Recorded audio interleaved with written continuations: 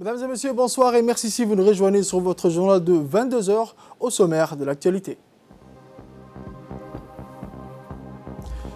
Bilan sur les relations bilatérales éthio-djiboutiennes.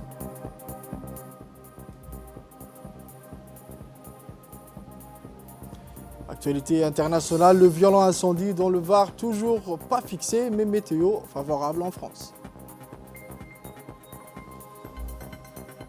Merci encore, mesdames et messieurs, de nous rejoindre sur cette édition de 22 heures. Le chef de la diplomatie djiboutienne, son Excellence, M. Mahmoud Ali Youssouf, a reçu mercredi 18 août 2021 l'envoyé spécial du secrétaire général des Nations Unies pour la Corne de l'Afrique, son Excellence, M. Onanga Ayanga.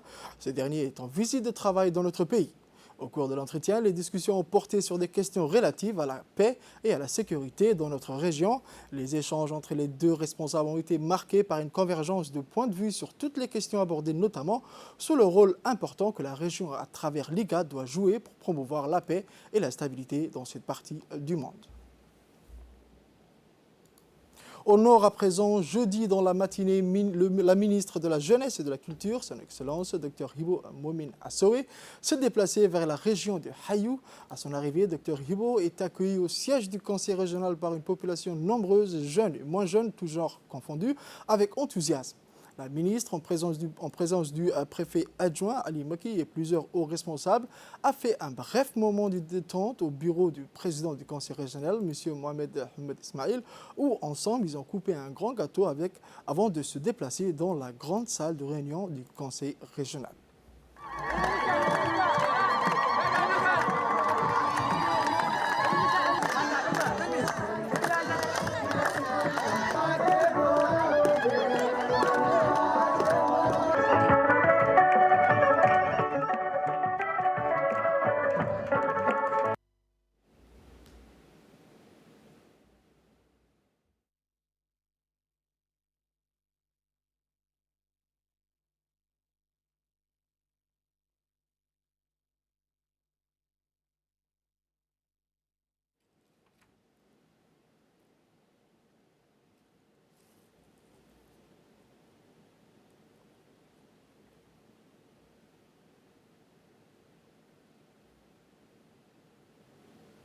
La ministre, assurant son soutien sans faille, a exhorté les Obokois davantage de solidarité et d'entente pour que main dans la main, Hayou puisse atteindre vers des apogées développementaux. Écoutons la ministre. Je tiens à vous remercier, communauté tout confondue de Hayou, de la région de Bok. Moi, je suis agréablement surprise qu'il y ait autant de diversité, de langues, de vivre ensemble dans l'enthousiasme, de se découvrir. Et j'ai jamais séjourné à Hayou, je suis juste passée. Donc là, je vais dormir 2 soirs, rester 3 jours avec vous. Honoré, c'est un vrai plaisir. Donc aujourd'hui, toutes les catégories, les âges qui sont là, c'est la communauté qu'on doit retrouver régulièrement au CDC. Parce que le CDC, c'est les centres de développement communautaire. Les anciens, les ROCA, les aînés doivent travailler avec les jeunes pour passer la culture, pour passer l'histoire. Et vous savez que Hayou, elle est bien positionnée pour la culture, pour l'histoire, pour le patrimoine. Donc vous avez énormément des perspectives, des développements au niveau de la culture. Et le CDC, c'est aussi la jeunesse. Donc c'est l'animation, les loisirs, certes, mais comme disaient les jeunes, c'est aussi une association professionnelle. Donc même dans le programme de construction de réhabilitation, nous espérons que ça va générer des emplois et que les jeunes pourront y participer. Ce que nous allons privilégier, c'est que tout ce qui se fait dans les régions, dans les localités, c'est les populations des régions et des localités qui en profitent, qui en bénéficient sur toute la chaîne. Inch'Allah, donc s'il y a des messages à transmettre, je les transmettrai. Donc c'est un vrai plaisir d'être avec vous et beaucoup de merci. Guédagé pour l'accueil chaleureux. L'élevage fait partie intégrante des systèmes d'exploitation familiale dans la grande majorité de la population rurale. En plus de fournir aux ménages une certaine diversité alimentaire, grâce à la production de viande, de lait, l'élevage joue un rôle essentiel dans la viabilité des exploitations. Il génère un revenu régulier en complément des revenus saisonniers issus des productions végétales. Cependant, le contrôle des maladies animales reste cependant une problématique récurrente pour les éleveurs. Ainsi, dans le cadre de la mise en œuvre des activités du projet Reprova, financé par l'Union européenne, la FAO a organisé une formation d'auxiliaires de l'élevage dans la région d'Obok qui délivrant des services techniques de proximité en santé animale aux agro-éleveurs dans le but d'améliorer les conditions de vie des populations transhumantes et sédentaires des zones de concentration d'éleveurs. Cette formation organisée en collaboration avec le ministère de l'Agriculture a été dispensée avec l'équipe de la direction de l'élevage, a permis de formaliser un programme de formation d'auxiliaires d'élevage avec des contenus délimités et des techniques pédagogiques élaborées.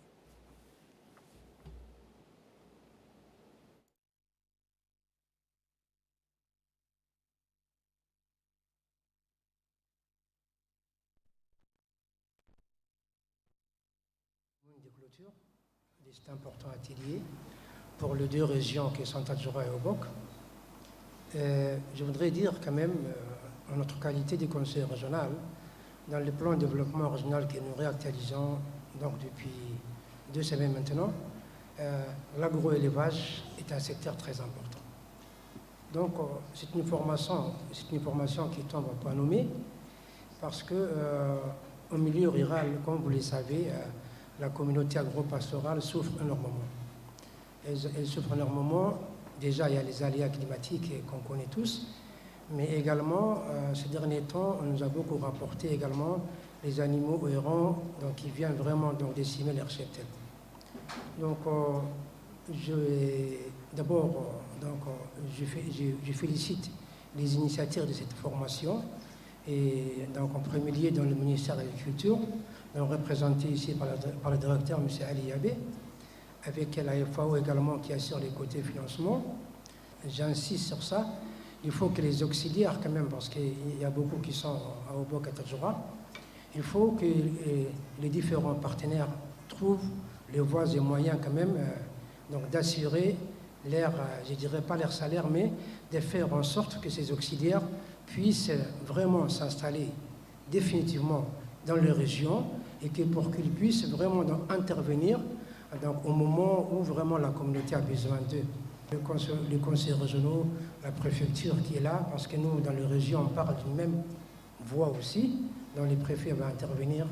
Mais il faut que vous teniez compte de ces paramètres dans les ministères en premier, la FAO, d'autres partenaires qui sont là, que l'agroélevage, en tout cas l'appui qu'on doit apporter à la communauté étant la plus importante pour nous, il faut que les cas de ces auxiliaires vraiment soient résolus et qu'ils puissent être disponibles. Le directeur de l'élevage de la région d'Obok a déclaré que cette dernière a permis aux auxiliaires participants d'acquérir de nouvelles compétences de progrès technique et d'actualiser leurs connaissances pratiques. Je me réjouis une fois de plus encore de la reprise des séances de formation et de recyclage des auxiliaires d'élevage dans la région du Nord, puisque celle du Sud a été effectuée au mois de juillet.